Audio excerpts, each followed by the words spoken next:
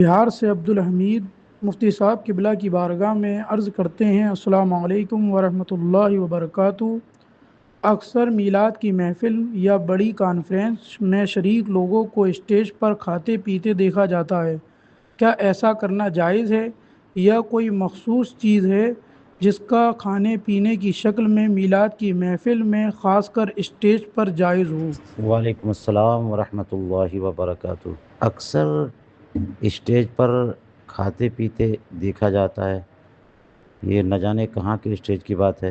ہم نے تو اکثر اسٹیج پر لوگوں کو خاموش رہتے اور خطاب اور نعتوں کی طرف توجہ کرتے دیکھا ہے۔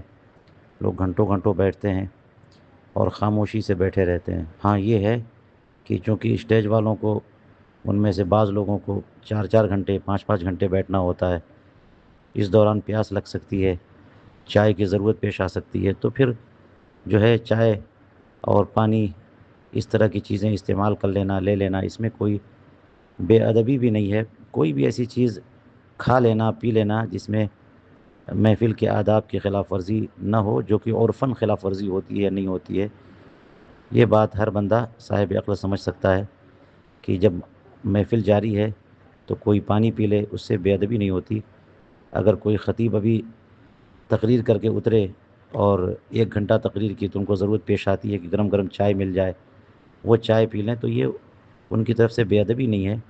تو اس طرح کی ہلکی پھلکی چیزیں کھا لے، پی لے، تو یہ بے ادبی نہیں ہوتی، اس میں کوئی قباحت نہیں ہے۔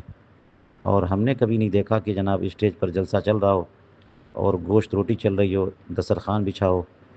اگر آپ نے دیکھا ہو تو یہ یقیناً بے ادبی ہے، ایسی بے ادبی نہیں کرنی چاہیے۔ واللہ تعالی عالم بالصواب۔